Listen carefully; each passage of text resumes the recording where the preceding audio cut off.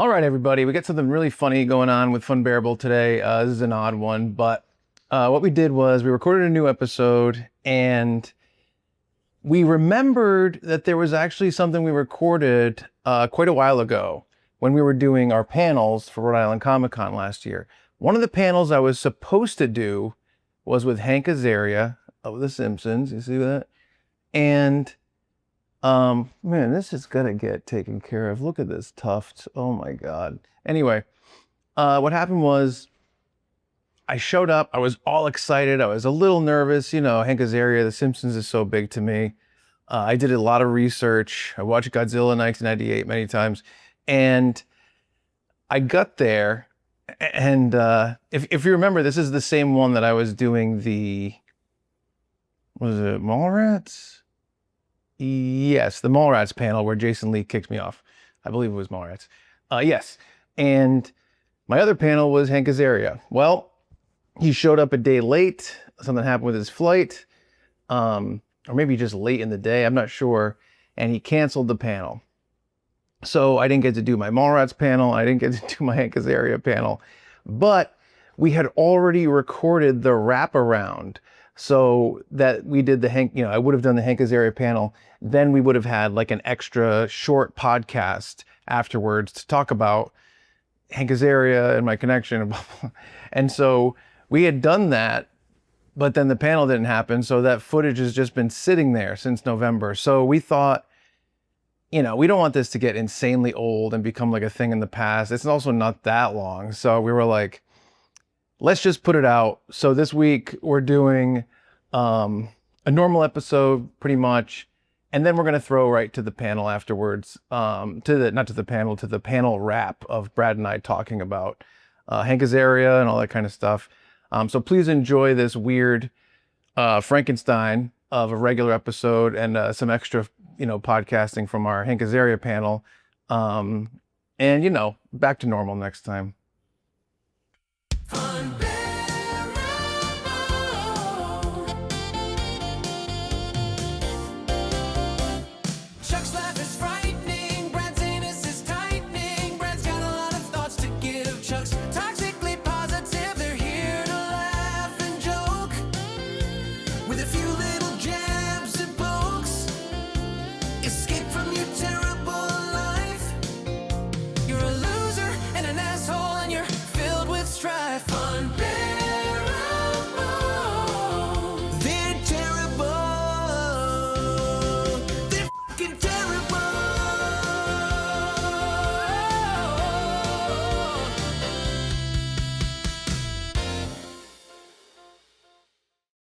Hello and welcome to another episode of Funbearable. I'm Brad Rohr. And I'm Chuck Staten. How are you today, Chuck? I am getting used to the idea of no cold open. It's tough. That's like brand new to me because I'm like, all right, what's my little topic for the cold open? And then you're like, this was your idea. I think it's a great idea. You axed the cold opens. It's one of those things where it's like, just because it's a good idea doesn't mean I'm not used to something else. Yeah, that's true. Like, let's say we were both on heroin. Okay. You're on heroin. Uh-huh. I'm on heroin. Yeah, both of us. We're on heroin together. We're not sharing needles, though. Let's not be unsafe. And like our morning routine, you get up, Yep. you feed the cat, Yep. you pee, Yep. you inject heroin. Oh, I eat my heroin. Okay, I sprinkle it on my cereal. Okay. Did you hear about this whole thing with Trix? Anyway, we'll get back to it. So we're used to it every day. Routine. Yep. Heroin. Yeah.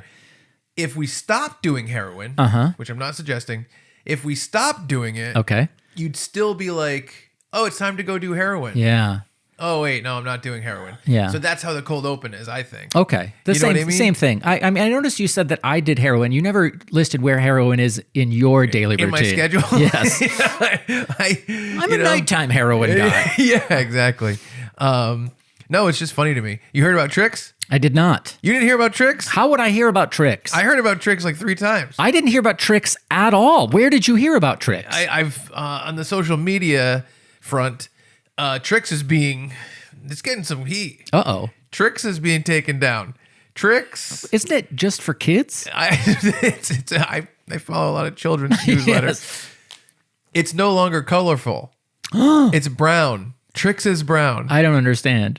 This is what I'm talking about. Here, take your phone and look up Trix as I do this. Look up Trix Brown. All right. Trix has become brown when it's supposed to be the fruitiest cereal of all time, which I believe is their tagline. This microphone is a little silly. I'm trying to sit up straight. I got nothing. You got nothing for Trix Brown? Let me go to news. Trix. The idea of Trix news. No, I got nothing. I'm telling you, Trix is brown. And everyone's up in arms about it, and I think that they're right. All right, I got to the bottom of it. Oh, thank you. It is brown. I've been on the edge of my seat for the past 45 seconds. So ready? Yes. On the right, on the left, old Trix. On the right, new Trix.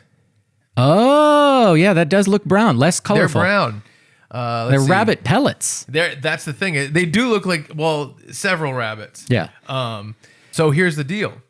So people are pissed, right? They're like, I was getting Trix for a happy day. Mm-hmm. It starts my day off right. It's supposed to be the fruitiest cereal of all time. Fruitiest cereal of all time. No heroin in my life. Mm-hmm. And so people are pissed about it. But guess what? Take a guess why it's brown. There's a reason. They got rid of an artificial dye. General Mills is phasing out all artificial colors from its U.S. cereals and foods. While the company temporarily abandoned an all-natural Trix in the past due to customer backlash over muted colors, Yep. they are aggressively moving towards dye-free formulations nationwide. I don't know, first of all, I don't know why you couldn't find this news. Do you know how to Google? I went to google.com. I typed in, is Trix cereal brown? And I got the creator of Trix has died at age 89 from 2017. I put in Trix no color. Oh, okay. So it came right up. Yeah. I mean, also, your algorithm is feeding you constant children's cereal information. That's true. I'll tell you this. We're talking about children's cereal. Mm-hmm. I mean, the heroin cereal thing. The Trix are brown. So here's the deal. And I'm going to come clean about this. Thank you. I'm embarrassed, but I'll say it. Cereal is one of my favorite things to eat. I never eat cereal. I had Frosted Flakes 2 days ago. Yeah? How were they? Delicious. Oh my God. One time, you brought Frosted Flakes to my house like over a year ago, Yeah. right? That was an incredible Yeah, the weekend. little pouches of Frosted Flakes. I love children's cereal. Yeah. I love sugar cereal. However, I understand as an adult, it's basically like eating a piece of cake. Yeah. So I feel so guilty every time I do, but I'm going to give you and the listeners a little bit more inside info. Wow. Okay. So I love the taste of artificial dyes. Yeah, I do. So here's what happens in my life. I live in New York most of the time. Yes. And then when I come back to Rhode Island, a lot of times the impetus is that we podcast. Right. So I drove back last night, Wednesday, at like between 10 and 2 in the morning. Right. And I get home, and I own the house in Warren, Rhode Island. And my buddy Jordan rents 2 rooms there. Yep. And he's been one of my best buds since 2000, so 26 years. Good doobie. Yep. Yeah, good doobie. And here's the issue, though. I get home. Sometimes he's purchased a few treats. Sometimes there's treats in the house. Yay! And they're not even mine, though. Oh, You're not supposed to eat another man's treats. No. So That's part of the bro code. I'm not bros before. Nope. You tried your best. I did. I was gonna like snowballs was what I was thinking of. The Hostess. That's not so coconut treat. Or but- hose is hostess. Yeah. That's not gonna- Brostess before hostess. Okay, that's not. That's great. we're stretching it. Yeah, we're stretching. So anyway, I get home. No joke. You've seen a cereal box. Yes, I'm familiar with it. Bag like I'd say yay high, Okay. fat, Yep. big bag. Probably 3 regular boxes of cereal, Cocoa Pebbles. And like not off-brand, Yeah. Stinkle Pebbles Yeah. with like a giraffe on the front Really- picking his nose. really and feels like it would smelling be his own dick. Cocoa Stinkles. Yeah, he's smelling his own dick on the cover of this thing. No, that's not what I'm concerned about. That's weird. Yeah, This guy- it's weirder. It's weirder that the flavor is chocolate and the tagline is Stinkle. How do you know what flavor it He's is? smelling his own dick in it. Again, Don't forget that part. Yeah, I got it. It's a giraffe. I mean, I guess he can sniff. How close? Okay, I got a question for I you. don't know. I know that humans and giraffes have the same number of cervical vertebrae. Okay. However, Okay, giraffe. yep. Okay, first of all, okay, if I laid on my back and I tried to give myself a blowjob, Yep. really tough. You have to Probably, be yeah. very, very flexible Yeah. and whatever. Okay. Now, if my neck was real long, probably be easier. One would think, yeah. So if you're a giraffe, You could probably go to town on yourself. this is what I'm wondering. Or is there some kind of non-curvature? Because it's like I have a spine, Yep. but it doesn't mean I can bend in half and go under my legs. Right. So is there a level like knees? Knees can't just go Nope. which way; they have to go one Joints, way. yeah. So do you think that the giraffe can give himself a blowjob? Is my question. I haven't given this a lot of thought before this instant. Yeah. But I have to think because they have more like cartilage in their neck, it's probably more flexible than a human neck, but it's so much longer. They have to use it in so many different ways. I've never seen a giraffe either groom itself or fillet itself, but that doesn't mean it can't happen. So I would say it's a better than 50% chance that a giraffe could sniff its own penis. That's the other question. Yeah. Let's say he can't blow himself. Yep. How close to can you sniff it? Yeah, I mean, it's probably pretty stinky. Yeah, of course. It's Yeah. a giraffe. He's Yeah. not taking showers. No. He's out in the Serengeti. Yep. I don't know if that's where he lives. Probably. So he could probably sniff it, even if he can't get right on top Right, of it. yeah. He can sniff it on the cover of that cereal box. Yeah. Do you think it'd be pixelated? Or maybe they wouldn't do it at all? Yeah, maybe they wouldn't advertise a children's cereal with autofellatio. No, he's sniffing it. All right. In that case, yeah, it's fine. I'd love to see that. I know you would. How does that translate to chocolate cereal, though? That's the only issue here. You're the one who came up with stinkle pebbles and a giraffe sniffing its own penis. Hold on. That's the only issue is an issue you created. Yeah, I know. I'm trying to figure it out. So anyway, I get home. Yep. Cocoa Pebbles bag. Yes. What are we talking about? This thing is worth... Because, by the way, I'll tell you this. Whenever I do have cereal, which I swear to God, never buy it. Yeah. Like, the last time I bought sugar cereal, it has to be more than 8 years ago. Okay. So, I mean, Brad will bring some. Yes. And that'll come into my life. My parents have Raisin Nut Bran, which is my favorite. I know it doesn't sound like a sugar cereal, but it pretty much is. And yeah, Cocoa Pebbles. So anyway, my point was, I actually have the serving size. You know how when you're a kid, you're like, what the fuck? And you have 4 times it. I eat such a small amount. And last night I was like, this thing is worth, I'd say 30 of those amounts. Yeah. You know what I mean? Probably maybe 10 of a regular bowl. Yeah. But 30 of those small ones, maybe 25. I'm like, I got to have some of this shit. And also what I'm doing too is I barrel home 80 miles an hour the whole way. Unsafe. Yep. But I'm a good driver. So about 30 minutes from home, I take one of my edibles. Oh, okay. So that 30 minutes after I get home, Right. after I've loaded all my stuff back in, I'll start feeling it, I'll fall right asleep. Got it. I had to stop somewhere last night at Kyle's house, my buddy. But still worked out perfect. But that means I'm in the kitchen, I'm edibled up, Super high. and not really, but all these Cocoa Pebbles are just sitting there. Yep. And I'm like, ew, is this the third brand version, the off brand? Yes, where this the is the graph- Stinkle Pebbles. It's Yeah. Stinkle Pebbles. No way. We're talking full on Flintstone Pebbles. Each pebble is signed by Fred and Barney. Yes. Is each pebble shaped like Barney? What? Do you think that? No, they're shaped like pebbles. They're not that's called not Fruity bad. Barneys. Yeah, that'd be your nickname. Shit, I messed up. I tried to say it'd be your nickname. I got it. Anyway, Cocoa Fred's, that's Yeah. pretty cool. Anyway, so I'm looking at it. I'm like, okay, I go in the fridge for some milk. Right. Heavy cream only. Ooh. And I'm like, should I do this? And I will say, you know how I make the small bowl? I put barely any milk in. Yeah. And I'm like, well, because I put barely any milk in, maybe the heavy cream is fine. And I'm like, I've never purchased heavy cream in my life. I mix it to the point where there's no milk left under it. It's just, Yeah. you know what I mean? Yeah. And I'm eating it. It is so goddamn fucking cock licking, giraffe dick sniffing. It's so good. Wait a minute. So the sugary cereal mixed with heavy cream was delicious? So that's the thing. So here's the thing. So I'm eating it. And there's no milk at the bottom really. Right. But the more you eat it, a little bit milk falls out. A little bit of milk has like a little bit in the bottom. And I'm like, it's heavy cream. Let me try it. It was delectable. Yeah. It was. Yeah, nobody is surprised by this. You would love it. I'm sure I would. It was amazing. And it was one of the best cereal moments of my life. Wow. Why do we talk about this? You brought it up. Trix? Yes. Probably the Trix. Trix, and then that led to you coming home last night. You know, I'll say this. If Cocoa Pebbles has to take the food coloring out, still brown.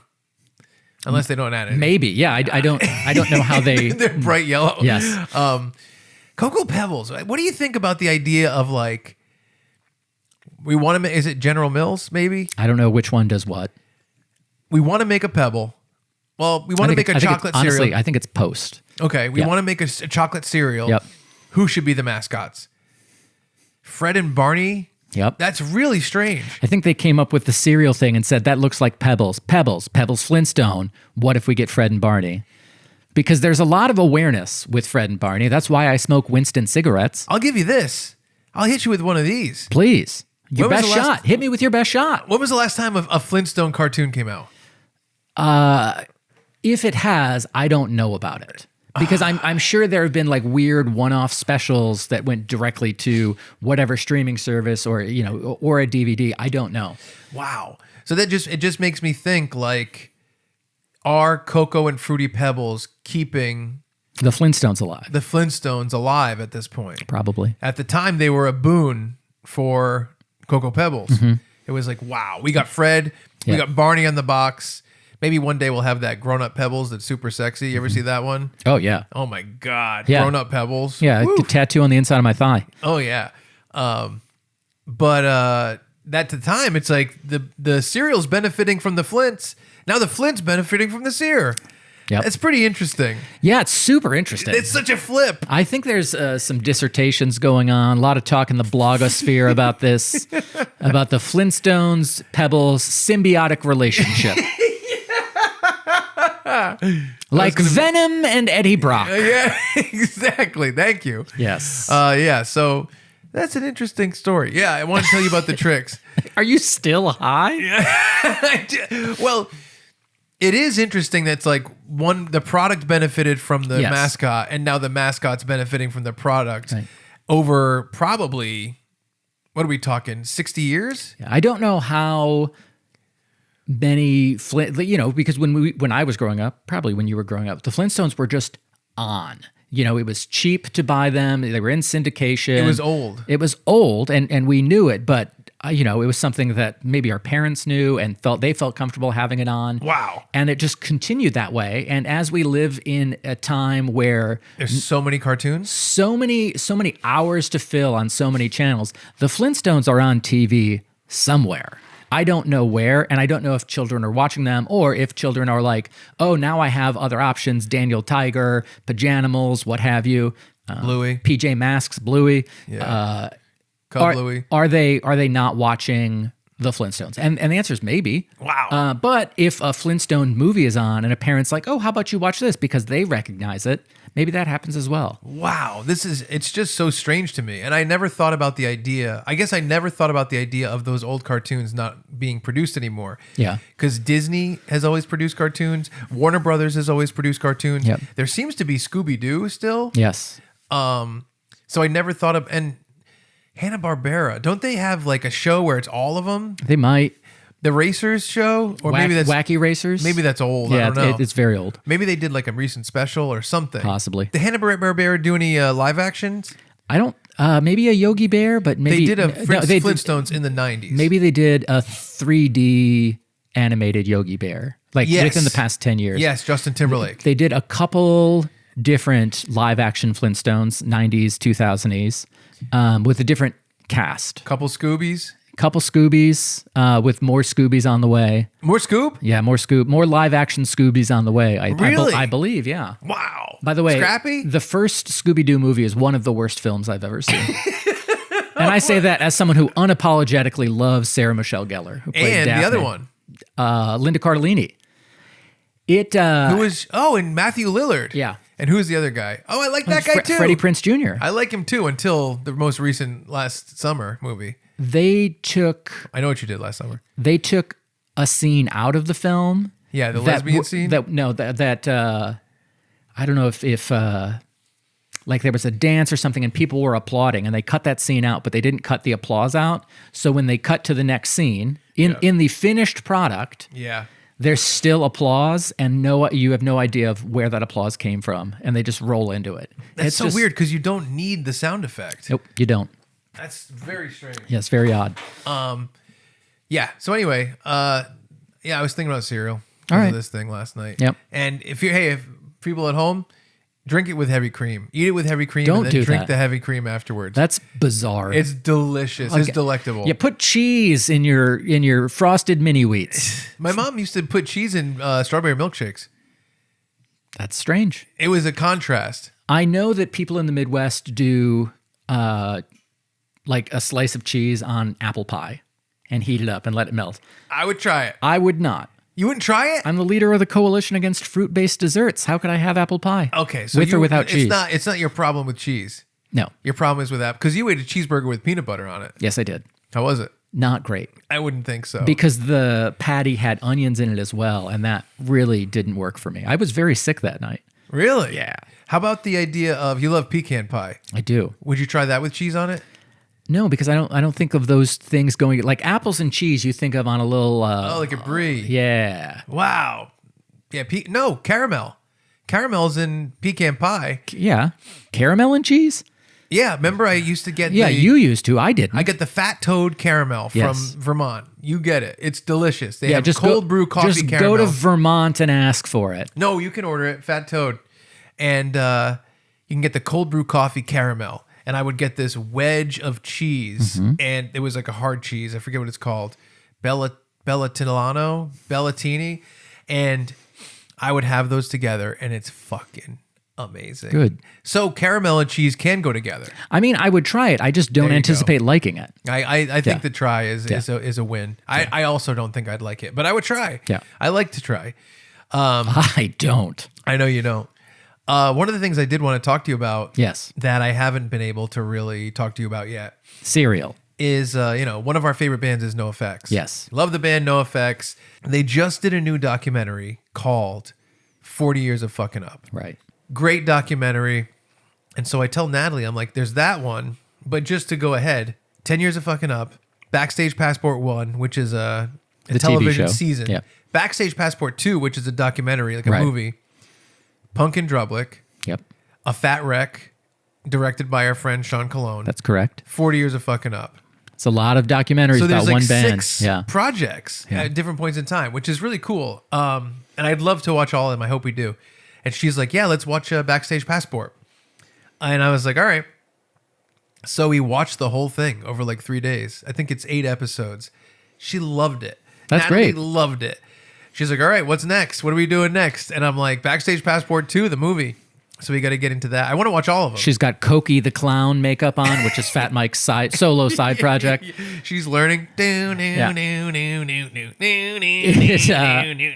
I also want to correct the record. On a previous episode of the podcast, I don't know if it's been released yet, I said that the album One Fierce Beer Coaster was a NoFX album. That's a Bloodhound Gang album. Coaster, I think, is a NoFX album. That's correct. So I apologize to anyone I offended with my misnaming of that record. Yeah, and it's band. pretty upsetting. Yeah, we got a lot of emails. I know. We got so many emails that our Google limit went over the limit. We had to start a different email. Oh, what's that email? Barefunnable. just in case, just because we wanted people to remember what the podcast title is. Just mix it up a little. Yep. Mix it up. We threw it in a popcorn bowl. We wrote Fun, Bear, Able. Yeah. We mixed it up. Remember that? Yes, I do. It was only 3 pieces of paper, but we shook it a lot. We did. I promise. I shook it for 5 minutes. Yep. Picked it out. Bear, Fun, Able. Yep. And that's how we picked it. Yep. No, so she's totally in. I'm totally in because I haven't watched a lot of this stuff. Right. I think I did watch Backstage Passport probably in 2009. It Yeah. came out in like 2008. or 2009. I don't think I watched the movie. I didn't watch Punk in Drublic. I did watch A Fat Wreck because our buddy directed it. Yep. And I never watched 10 Years of Fucking Up. So I'm excited. In a relationship, it's, for me personally, it's hard to watch stuff that your significant other doesn't want to watch. Yes. So if I'm like I'll put it this way. I bought this gigantic Green Day box set of American Idiot 25 years later or 20 years later. It's got to be 30 years later. No, 2004. So it must have been 20. Yeah. So gigantic box set. They have a Blu-ray with a documentary called American Idiot 20 Years Later. And I'm like, this is great. I can't wait to watch it. I want to see how they feel about the influence and all this stuff. Getting Natalie to sit down and watch that.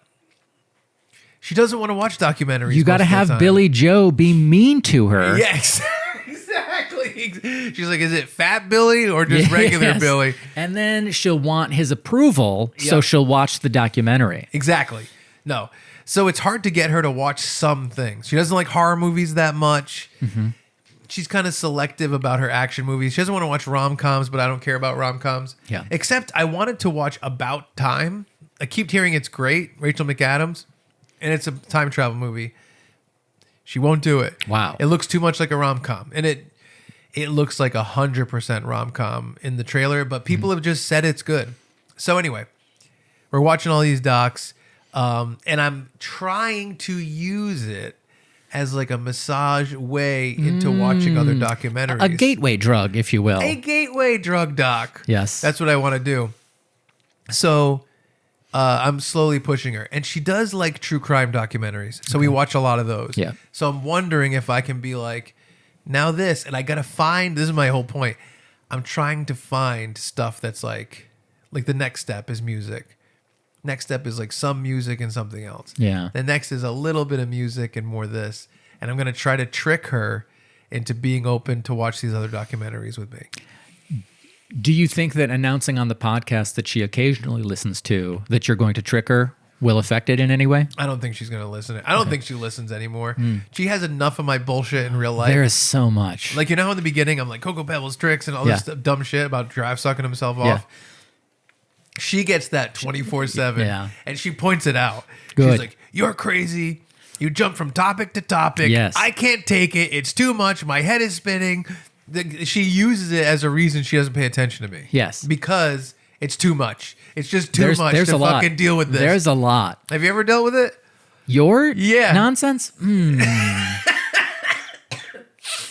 One thing, you do jump from topic to topic. I do. However, we'll be at the start of, for example, like a 4-hour drive. Let's say we were driving to New York before you lived there. Yeah. We'd be talking about something at the start of the drive and get off on a tangent. And then, an hour and a half later, we've listened to music. I've taken a nap. We've stopped at a rest stop and we pull back onto the road. And Chuck's like, oh yeah, Spider-Man. Here's my theories. And it was what we had talked about in minutes 6 through 10 of the drive are now brought back up minutes 121 through question mark of the drive. So what Brad's saying is that basically I have a Pulp Fiction way of talking. Yes. I might have like 10 topics. Yes. But I chopped them up, put them in different order. This middle of this one, end of this one, first part of this one. And by the end, there's a cohesive story. Mostly cohesive. Also, you have said the N-word multiple times. Yeah. There's so many bare feet. So many bare feet. I have that guy tied up, the gimp. Yep. Remember that? Yep, I do.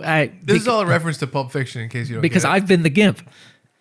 I zip your little thing. By the way, I can't imagine that being fun. And then I'm like, oh, I guess that's the point. Yeah, exactly. Yeah, you can't because you're not that person. Yeah. But yeah, anyway, that's my plan. And, Your and like I NOFX said, plan? she like I said, she has enough of my bullshit in real life. She's not going to listen, and it's not going to get blown. But she doesn't have enough of my bullshit in her life. That's true. She says that.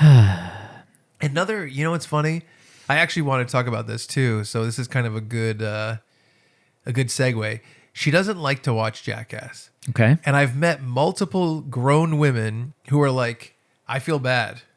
Someone gets hurt. I feel bad. Oh, that's right. Yeah. It doesn't make me laugh. Yeah. It makes me feel like, oh. And that's not fun. Yeah. I get it. I've Yeah. also met multiple grown women who don't like Curb Your Enthusiasm or Meet the Parents because it's too cringy. Yes. And they don't, it's the same kind of thing. Say that about the Scott's Tots episode of The Office. What happens in that one? It's where he had promised a full ride to college for that class full of kids. Yeah. And now they're all graduating and he doesn't have the money for it. Oh, yeah. And he has to tell them, I think he buys them laptops or something instead. Yeah. But the whole thing is him having to tell them and he doesn't want to tell them. Oh, wow. And it's, I mean, you turn inside out, like in Yeah.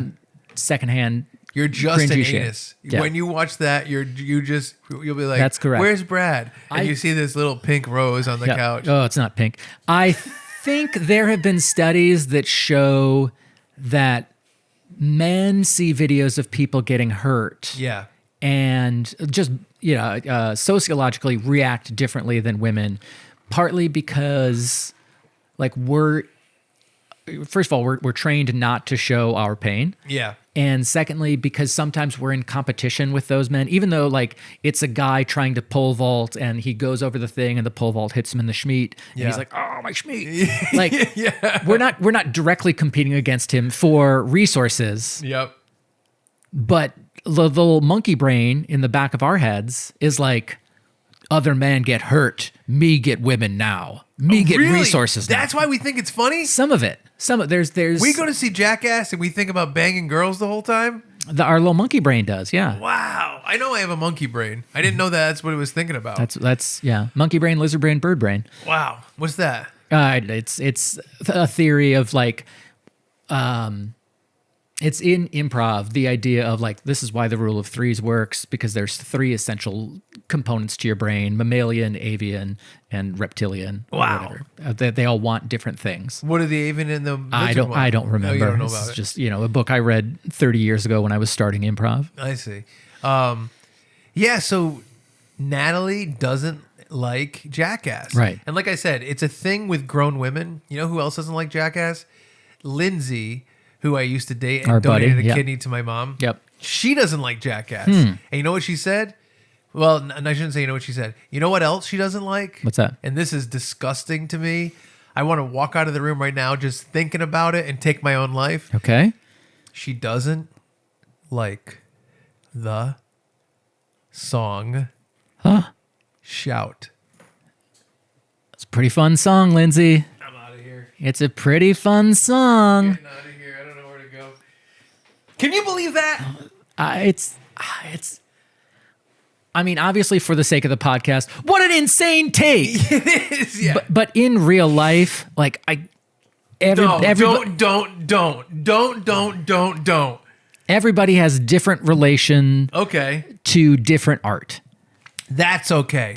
I thought you were going to say you didn't like it. No. Okay. I'm a normal person. I like the song Shout. I was like, I'm not a freak like Lindsay. I was like, this guy, I'm going to have to fucking take an arrow, stick it through his head, and then like Robin Hood, I'm going to stick another arrow. It's going to split the other arrow, and the first arrow is going to bloom out.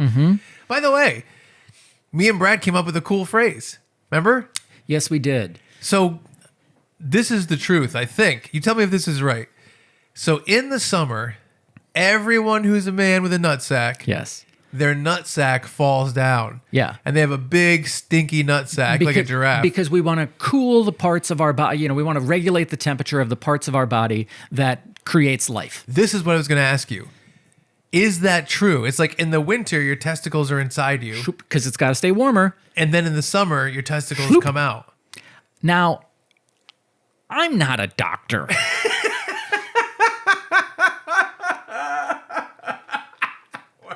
But yeah, I'll say it's true. And it's not something I feel comfortable Googling. Does your scrotum expand in the summer? Well, first of all, that's not up for debate. Yep. I think we know that.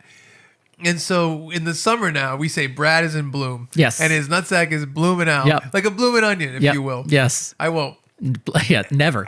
So anyway, I do think that's, you know what? Write in funbearablepod@gmail.com. Please don't. If you know about why do your testicles become like, oh my God, they're to my knees sometimes. I can't believe it. The hotter it is, the more they hang. You're applying Gold Bond with a paint roller.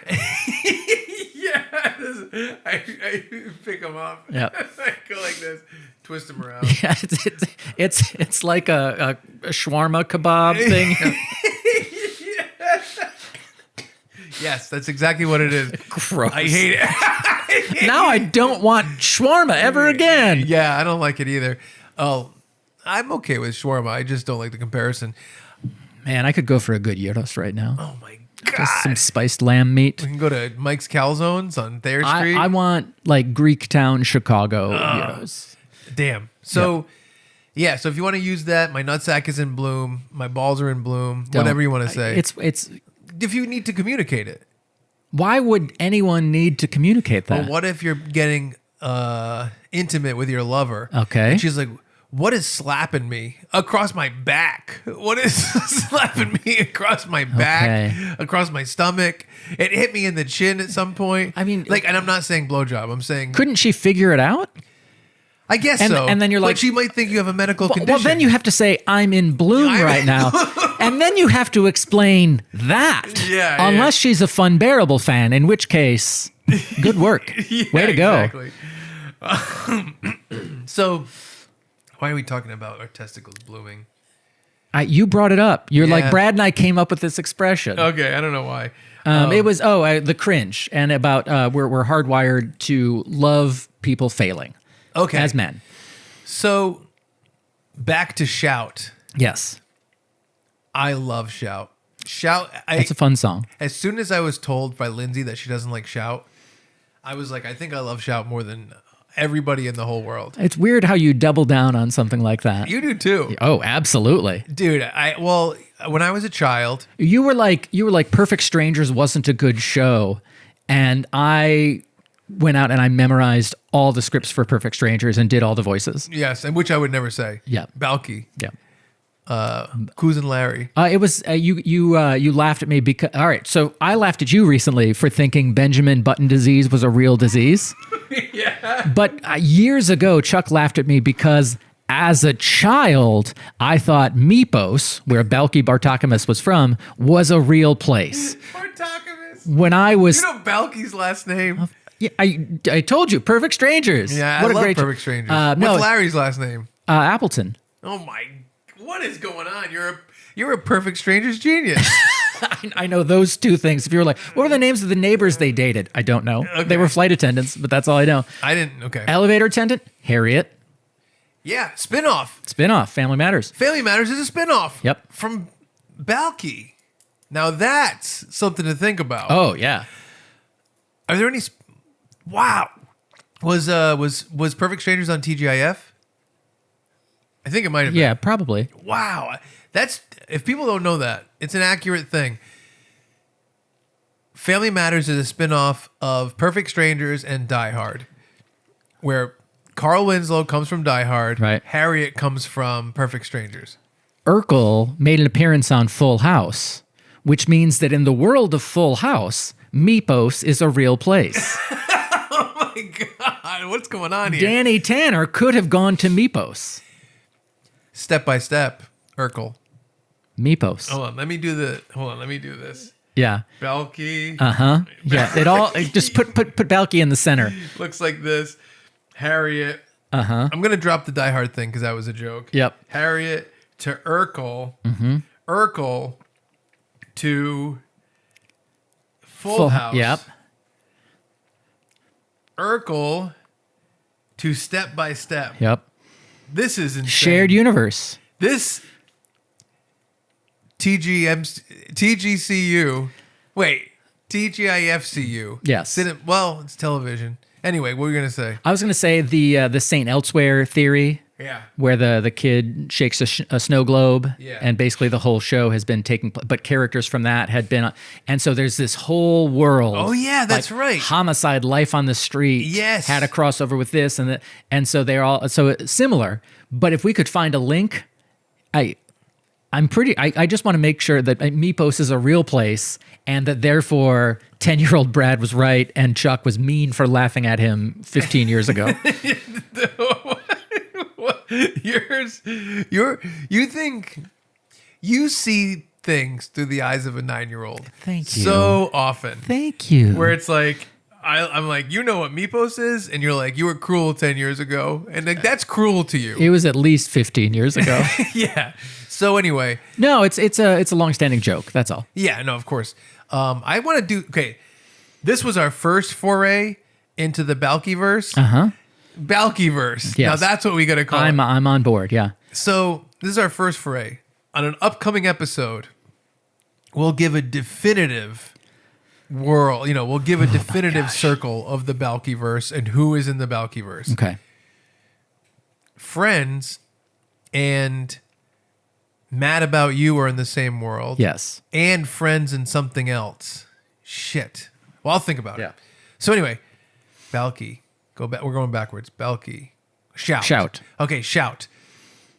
How did that get there? But anyway. Lindsay got to shout. You were a defender of shout. I was a defender of Perfect Strangers. Perfect. Yeah. Strangers. I love shout. And when I was a kid, one of the movies I loved was Sister Act. Okay. Sister Act 1 and 2. What do they do in that song? You know you make me wanna. And the soundtrack. Yeah. I love it.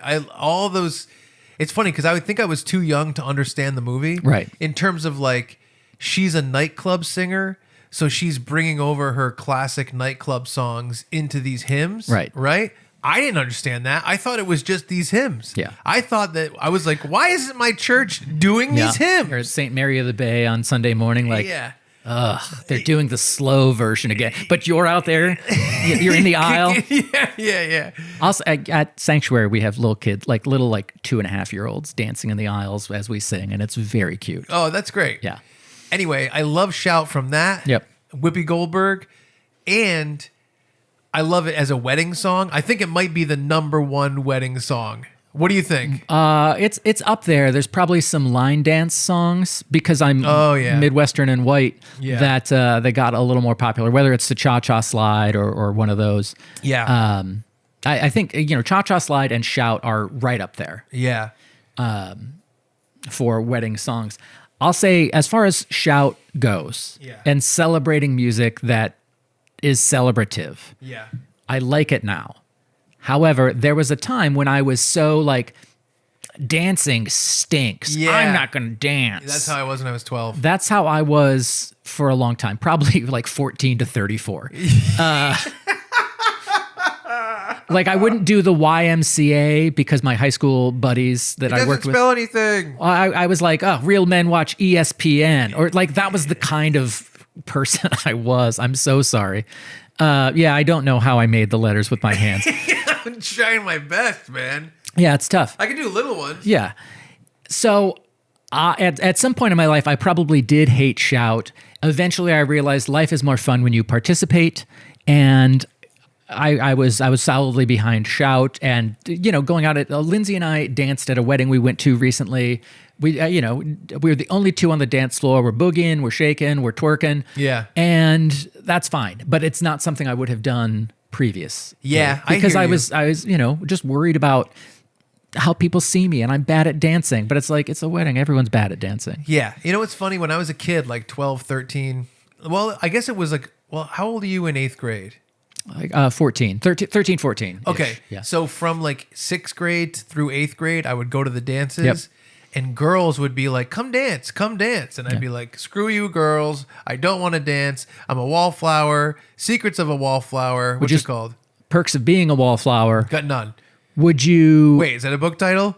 Yes. Okay, just kidding. Would you slow dance? That's what I'm saying. No dice. I would slow dance. I would not fast dance. And I think we talked about it recently where I would be now like... you slow dance because it's as much as your body can handle. Yeah, my spine can't handle... Sorry, I'm in bloom. Yes. It's so hot in here. I feel like I'm in bloom. Like I would be like, oh, I'm not going to go to the dance. No one will dance with me. And I'd fill up my dance card before we went. Yeah. And like, I didn't go to any dances until 7th grade. So I had built up in my mind about what it was going to be. We're in the school gym. Yeah. There's like somebody's dad who happens to have a CD player and 2 big speakers is DJing. Yeah. And I don't know any of the popular songs. Of course. No, I mean, well, But what about when back then you wouldn't know like Bop? Probably not. Also, Bop was afterwards. Okay. But what about Whoop There It Is? I think I knew it, but people are dancing to it and like moving on the rhythm, and I wasn't. Party people. I wasn't capable of catching the rhythm. Yeah, But a slow dance where it's just my hands on her kidneys. on a sexy kidney. Oh yeah, her sexy 8th grade kidneys, 7th grade kidneys. Yeah. And just kind of swaying back nervously. That's what I meant. I meant you back then. I'm fountaining sweat off me. It's terrible, and then I'm like, all right, well, I danced with the one person, and then I'm like, well, we're gonna get married. I know that you would think that. Yes. Especially, and we're gonna walk down the aisle to Whoop. There it is. Yes. Party people. You're gonna tell me that wouldn't be a great wedding? Hey, I'm there. I'm the best man at that Yep. wedding. I don't even care whose wedding it is. Yeah. So, Shout. I loved it then. Then, well, first of all, like I said, It's the members of tag team marrying each other. tag team. Wow. Tag team music. Yep. Yeah.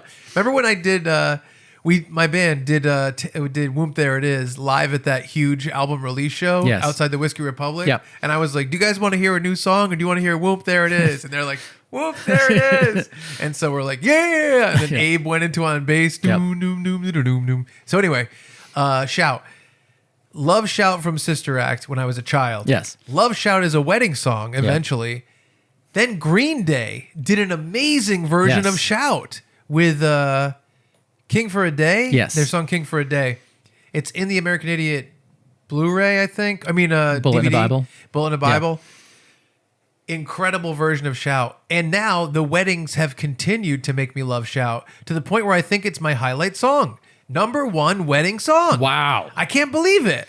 I'm realizing it here in the moment. Number 2, Whoop, there it is. Number 3, Funky Chicken. What's Funky Chicken? That chicken's funky? I thought that was a chicken dance. Oh, I thought I learned it both ways. really? The funk chick? Cha-cha slide. I'm trying to think of I other. can't do those. I don't know those. I don't know them. They tell you what to do. I can do the Macarena. They tell you one hop this time, so you hop once. What is okay? What is that? If they slide to the left, you Yeah. know what you do? You slide to the left. But don't you do it as you say it? No, slide to the left. Maybe he starts it. Everybody clap your hands, and then you clap your hands in rhythm. Or if you're the white people at a Midwestern wedding, not quite in rhythm. Almost. Almost. You're getting there. Oh, so close. Good try. So they give the directions before the next thing? I don't know. I don't know about this because every time I do it, I'm Because turning I the guess wrong when way. they yell I'm crisscross, bumping into people. yeah.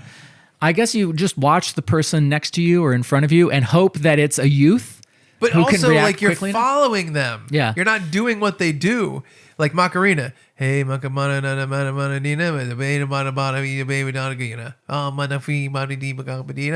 Hey, Macarena. You know that song.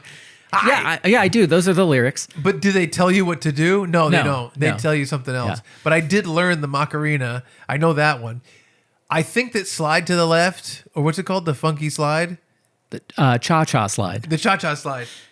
I think they're telling you it as you do it, maybe which they- is maybe they hard are. for a learner. It's hard for a Okay. beginner. I've been there. Just that I've seen elderly people out there doing it. They've memorized the dance. They've had enough time to be alive to memorize the dance. That's exactly right. Shouts the number 1 wedding song. It's a great wedding song. I do think that Whoop There It Is a fun one. And I will say, you know how you said you can't catch the rhythm? Yeah.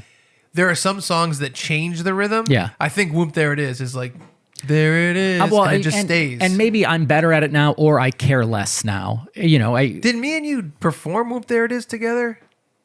No, we did Party Rock Anthem. You and I performed Party Rock Anthem at a senior discount show. Yes. That's fun. Yeah. But yeah, Shout rocks. And Lindsay's wrong. Lindsay is wrong. That's it. It's definitive. Yes. And I kind of want to I've always wanted to play a prank on her where she's stuck with Shout. Like, you know, the flash mobs? Yeah. Imagine if they flash mobbed Lindsay and they did Shout. That would be amazing. We should have done it when she was donating a kidney, like when she was waking she up woke after up, yes. donating the kidney. After donating kidney to my mom, she's groggily waking up. And she can't find where it's coming she from. walks over to the bathroom, Yep. and it's all the nurses Yeah. and the doctor who performed the surgery and me and you in nurse outfits. Uh-huh. And she just hears, You know you make me wanna. And she's like, huh? And she opens the door. You go, shout, kick my heels up and shout. We're all running around the room. She's bleeding from the wound. It's a very small room. I was gonna say, well, we're jumping on the bed. Oh yeah. You know, no, that'd be great. I wish we did that. All right. Next time she donates a kidney, we have to do that. Yeah. Well, she'd also be kidneyless. Yeah. So it'll be the last song she hears, which is, it's fun. What better it's way? It's my number one. Did I say wedding song? Yes. I meant funeral song. What better way to be sent to the great beyond? Yeah. I like that. That's good. All right. I think we are out of time for this episode. If you have questions, comments, concerns, or otherwise, what's your favorite wedding song? Do you feel like Shout is the number one? How about Whoop, There It Is? Are you Boom Bop? Are you good at doing the cha-cha slide? No. Funky Chicken? Send us an email. By the way, maybe I was wrong. Maybe it is just the chicken dance and the funky chicken is something else. In any event, I'm looking up Funky Chicken. Send us an email. How funky is your chicken? How loose is your goose? Send us an email. A real song? It's a cheerleading thing, right? Send us an email, funbearablepod@gmail.com, or find us through socials @funbearablepod. Always happy to hear from all y'all. Chuck is frantically looking up chicken dance songs and chicken head songs, chicken tenders, chicken nuggets. What's the funky chicken? No, we close the show and then All I'll right. tell you. Thank you all so much for joining us. For Chuck Staten, I'm Brad Rohr saying thank you so much, and we're sorry for being Funbearable. All right, you ready? Yeah, very much so. Y'all come in now. Come right on down front. I'd love to. I got something I want to show you. Oh, what is it? Now, y'all heard of the popcorn. Yeah, of course. Y'all heard of the dog. All these are familiar. You heard about the other dances. He's kind of repeating himself. Yeah, This very is a much little so, yeah. redundant. Now there's a brand new dance that's Oh. going around. I want to show you exactly what I'm talking about. This Okay. guy's just like me. Yeah. He's like building this up too Really, much. really talking a lot. I'm talking Yep. about the... What? I don't know if they say it like this. Yeah. Funky chicken. Okay. Y'all ready? Yeah. I say y'all ready. Yes, sir. Here we go. Sorry, sir. You raise the left arm up and your right arm too. And let me tell you just what to do. Okay. Start both of them to flapping. Yeah, there you go. Start your feet kicking. Then when you know you're doing the funky chicken. All right. Great. Well, it's Wait, different. hold on. Slick and spasm. Yeah, exactly. You got both arms up across your face. Your knees start wiggling all over the place. This hurts. You flap your arms and you start kicking. Then you know you're doing the funky chicken. I don't like it. And you're not going to like this. Oh, boy. You know what the funky chicken is named after? No. Brad Rohr. Oh. Yeah, that's right. All right, so that was the end of the regular episode, and here is the aforementioned Hank Azaria panel wraparound, where we talk deeply about the importance of Hank Azaria. Great work on the panel. Great work on the panel. Thanks. It's really great to get that compliment when we record this before I actually do the panel. Okay, which feels like you're really pulling back the curtain for the I audience. love that. I want to tear that curtain down. I'm just, you know what? I'm just that, like, I believe in you that much that the panel's going to be great. Hey, I feel the same way. We've done this years and years That and we're, years. we're 48 hours before the panel, and I'm like, 48 hours? I know it's going to be great. Yeah. I really am anxious and intimidated. Well, yeah, you're not sleeping the next 2 nights. Is it really 2 days from now? Yes, it really is. I thought it was like 3 at least. No. Oh, it's Saturday. Yeah. I'm a little nervous. Yeah. I'm nervous, Jerry. Yeah. It's crazy. Anyway, one of the things I want to ask him that I know I won't ask him because I know it's not proper. Good. Is that I have a deep love and appreciation for the 1998 smash hit Matthew Broderick, Hank Azaria vehicle, Godzilla. I know you love the movie. You seem displeased. You have shown me the Madison Square Garden scene Yes. where there's a bunch of eggs and baby Godzillas. Oh, I don't know. God. Yearly, you have shown me that scene. I've never asked to see it. But every time you see it, I see a hint of a smile on your face. Yeah, well, it's more because it's comfort at this point. Where it's like if you live long enough with a tornado siren going off in the background, Yeah. when you don't have that tornado siren, it feels Yes. weird. So you go back to your hometown, the tornado siren's going, you're like, huh, at least it's something I know. Even though otherwise people coming in are horrified, shocked and appalled. But no, at least it's familiar. First of all, I love the whole movie. I think the whole movie's fun. It's very 90s. It's very, I love the fact that it's a big budget movie, but it still feels like that time period. And yes, the baby Godzilla scene in Madison Square Garden is fucking awesome. Yes. I love it. I think it's heavily inspired by the raptors in Jurassic Park. You got to think. Yeah, probably. You got to think Jurassic Park came out in 93. Probably the Lost World Jurassic Park came out before this. Yeah. Possibly. And in Godzilla 1998, they go into Madison Square Garden because the whole movie takes place in New York and they're destroying the Empire State Building and eating the Statue of Liberty and banging it. And in Madison Square Garden, Godzilla, the dad, or the mom, I guess the mom. Probably the mom. Uses it as a place, as a nest, and gives birth to, how many do you think baby Godzillas? 400 to 500. Which makes total sense. That's how Wait, I'm sorry, what? Well, Godzilla in this movie is a mutated iguana. Yeah. And mutated iguana give birth to 400 or 500 babies. I guess depending what part you mutate. Somehow all of these eggs are fertilized. So it's really a what is it? Parthenogenesis or parthogenesis? It's really an asexual reproduction because where was Papa Godzilla? Well, maybe he got. Okay, let's work backwards on this thing. If you really want to get in the weeds, listen. You really want to get into the weeds, and I'm going. No, with I want to get out of the weeds. Put me on pavement. That's me with my cutting machete through tall grass. Yeah. So, I think before this iguana was mutated, Mama Godzilla. Okay. She probably banged Daddy Godzilla. And then as a mutant, that's why the eggs multiplied so much. They mutated too. That's what I said. It depends what part you mutate. Oh, I thought you meant Godzilla's big vagina. No. You meant that? No. You're thinking about it? No, I was thinking of egg production. You said it, which part? And then you did this and you did like the gross, you know what I mean? No. Yeah, you did. For audio listeners, he did it like 3 times. They don't know what thing you're referring to. I question the science behind Godzilla 98. I'm just gonna say it. The other Godzillas he thinks are perfectly sound. Fine, no problem with Godzilla -1. Yes, exactly. But Godzilla 98, the science of Godzilla reproduction seems a little off. Yeah, absolutely. I don't know about that, but that scene where they go into Madison Square Garden and there's all the eggs and they come out. I think one of the reasons I like it so much, and I am going to talk about this, even though who wants to hear about it, is the fact that a lot of them are practical effects. I do like that. And they look like monsters. They're terrifying. Right. Like a lot of the raptors in Jurassic Park. And it's just exciting. And they're running around Madison Square Garden. The scene is pretty extended. It's not like they see it and they're there for 7 minutes. Right. It's like 22 minutes There's long. a lot of baby Godzillas. They're going from floor to floor. The Godzillas are kind of like gremlins in that part where they're eating the popcorn. Yep. But anyway, Hank Azaria, part of that whole scene. Yep. Man, I wish the panel was 100% baby Godzilla centric. Like if they said Hank Azaria panel, Hank Azaria Godzilla 1998 panel. Yep. And then on the bottom as like a log line, like Baby Godzilla's only. Right. I wish every question was about the Excuse baby me, Godzillas. Mr. Hank, which was your favorite baby Godzilla to work with?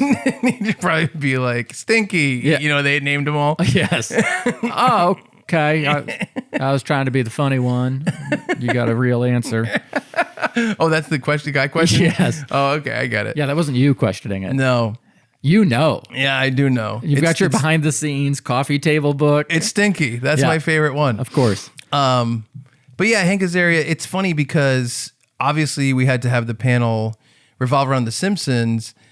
But The Simpsons is like a tough thing to talk about because it's so grand. We were talking about even doing this wrap for the podcast.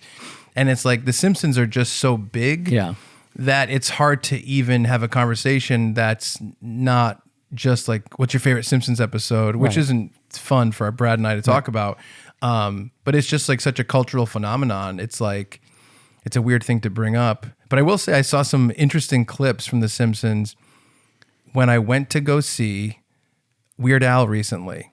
Weird Al Yankovic. Yeah, so I've never seen Weird Al. I'm a huge fan of Weird Al. Yep. And I went to go see him for the first time recently. My girlfriend Natalie. Went to see him in concert because we did see a screening of UHF and he That's did a right. Q&A afterwards. UHF was Weird Al's movie in the late 80s, early 90s. Yeah. And we did get to go see that screening and a Q&A, which was awesome. Yeah. but I've never seen him in concert, Right. even though I love him. My girlfriend Natalie got me tickets for my birthday. We were going down to Virginia to visit a national park because she's huge into that. And we went to go see him, and I was blown away. Yeah. What do you think? He was amazing. Like, the show was so big. The musicians are so tight. It was so much fun that I was like kind of shocked. They did this big thing at the end. Excuse me. They did this big thing at the end where they did this vocal a cappella type thing that went on for like minutes and minutes and minutes and minutes. And it was shockingly cool. But the Simpsons thing, when he would basically do like kind of like a costume change. Some of them were like gigantic, like when he came out and did Fat and he was in a huge fat suit. But some of them were minimal where he was just changing his clothing. Right. And what he would do on the screens was he would put on clips from him in different pop culture things. Okay. And I was shocked at how many things he's been part of, like children's shows, like adult animation, like, you know, Simpsons and stuff like that. Excuse me. And I was like, Weird Al is, I love Weird Al. He's more of a cultural phenomenon than I ever thought. Yeah. And when the Simpsons clip came up, which is why I'm bringing this up, I was like, oh yeah, like he was on the Simpsons as well. Right. Which is like the top tier kind of pop culture thing, I think, in terms of television, in terms of, I guess, being able to bring in celebrities for that kind of stuff. But man, it was shocking. It was, it kind of changed my image of Weird Al in my head. I always thought of him as like a nerdy thing for nerdy people that love comedy. But in reality, I kind of think everyone loves him. I think so too. I think he's the gateway drug for a lot of youths working their way into comedy and or music. Yeah. Because parents can't get mad if you're listening to Weird Al. Like, you know, not to say my parents banned secular music, but they were like, oh, we'll buy you Christian CDs. We're not going to buy you, you know, secular CDs, but Weird Al's okay. Really? And so I was able to get his the Smells Like Nirvana one, whatever it was called, the one with Smells Like Nirvana on it, and listen to that ad nauseum as one of my first CDs, right after the Wayne's World soundtrack, which was a gift from a friend. Wow. And then, you know, and then the 4 Christian CDs that just sat there and collected dust.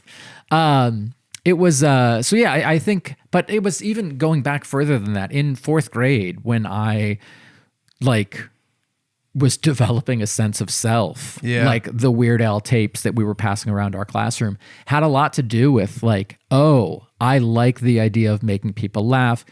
Infamously, in 5th grade, I would write my own little parodies, including one for the song Pour Some Sugar on Me, which I cleverly titled Pour Some Boogers on Me. And I would read them, not even sing them or perform them in front of the class. I would just read them to the class. But why would the teacher allow this? Because I was a smart kid. Wow. And she's like, oh God, this gets Brad off the computer playing Speedway Math. At least now he's writing something. But I only had like oldies to go with because that's all my dad listened to. So my parents, they're not really on the cutting edge of music. And so like I would write like a Beach Boys song, except I would make a parody of it, which I'm sure had happened 20 to 25 years previously. Yeah. But I didn't know that. Yeah, of course. And you know, there was no internet. And that one was probably good. Mine was written by a 5th grader. And obvious. So I think Weird Al had a lot to do. Remember that show, Are Your Parodies Better Than a 5th Grader? Yes. Great show. Yes. And I love that Jess Foxworthy hosted it. Yeah. Couldn't, I got on there and I lost. Bad. Shit. Yep. But yeah, I think Weird Al had a lot to do with me seeking out comedy and performance.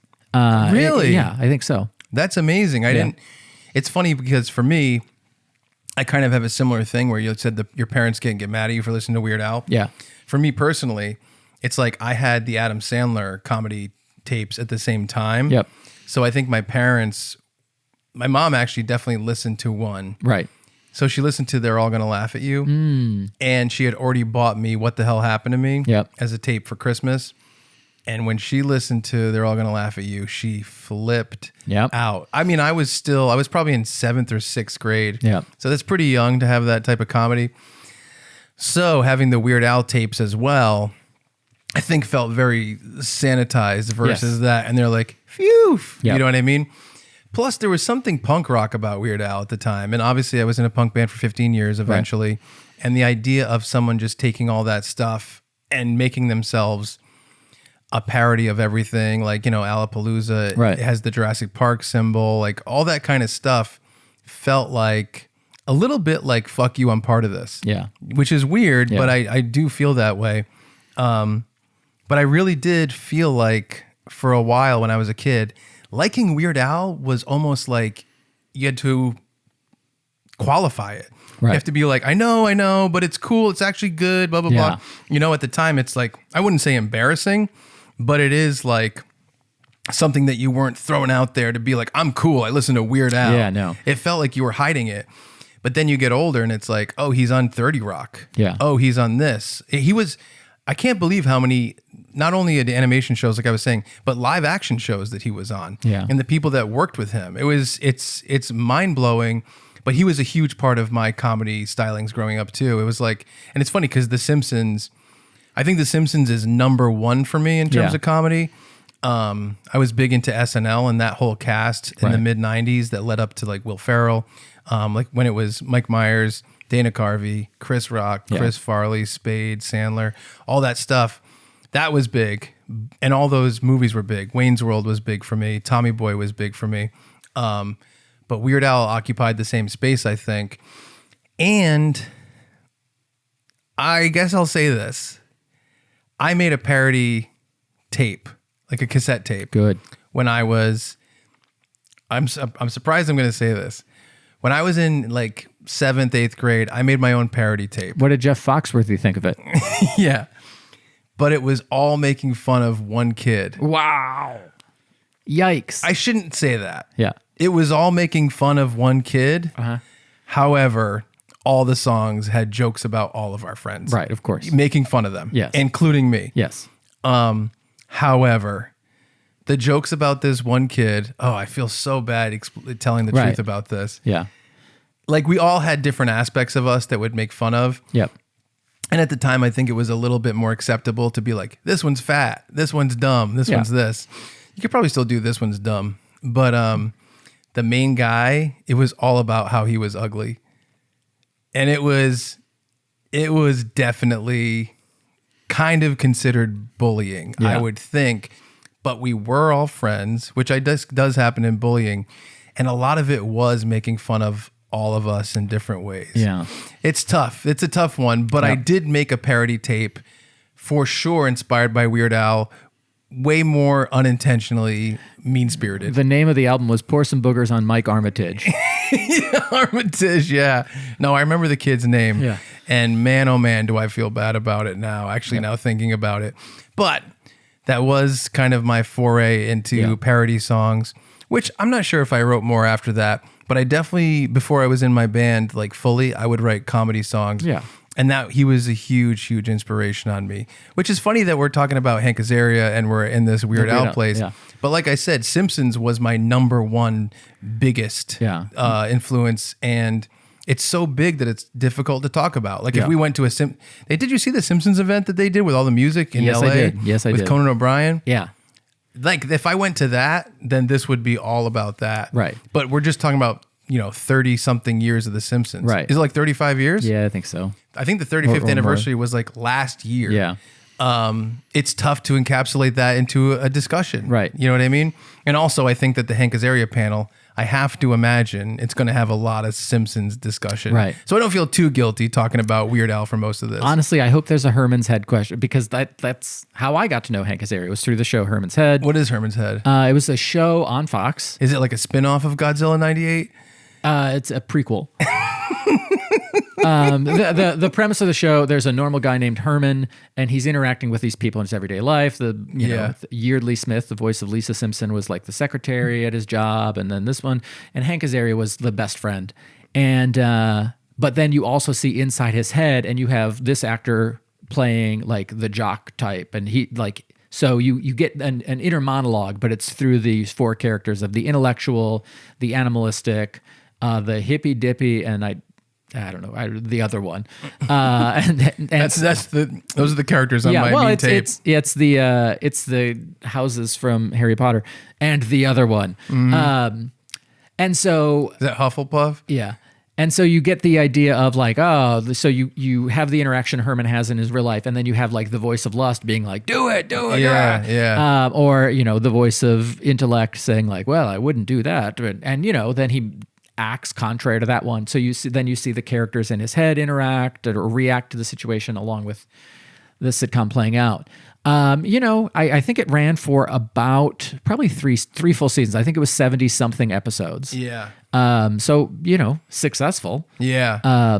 But yeah, a weird premise. Oh, I love stuff like that. I mean, I also feel like that way about like the Dana Carvey show. Yeah. Like I love kind of those shows that were great, but if, were kind of for a specific audience and they weren't gigantic enough to be brought over into the next generation. Yeah. Speaking of which, Hank Azaria, one of the main characters in Friends for a little bit. Yes. Which is so fun. Yeah. Versus Paul Rudd, right? Yeah. It was him versus Paul Rudd.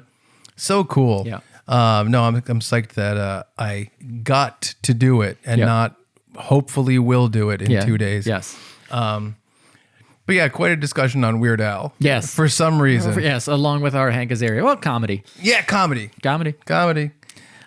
Folks out there, if you have questions, comments, concerns, or otherwise, if you have thoughts about Hank Azaria or Weird Al or the baby Godzillas, send us an email, funbearablepod@gmail.com, or find us on socials @funbearablepod. We're always happy to hear from all y'all.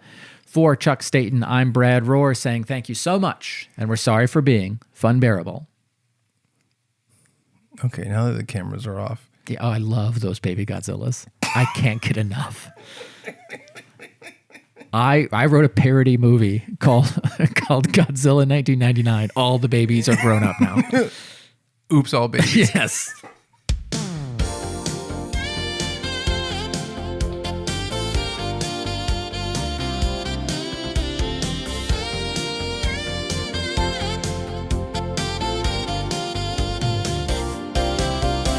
In a world where there ain't nothing to laugh about, they're two special idiots now. Hear me out. Chuck's life is Friday.